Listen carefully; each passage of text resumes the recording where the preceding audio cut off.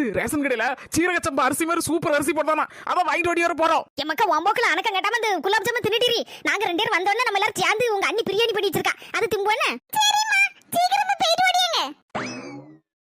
அரை மணி நேரத்துக்கு பிறகு அர்மல அரிசியை இறக்கி வை. நான் போய் பிரியாணியை சட்டியோட தூக்கிட்டு வரேன். நம்ம எல்லாரும் ஒண்ணா மண்ணா உட்கார்ந்து திம்போம்.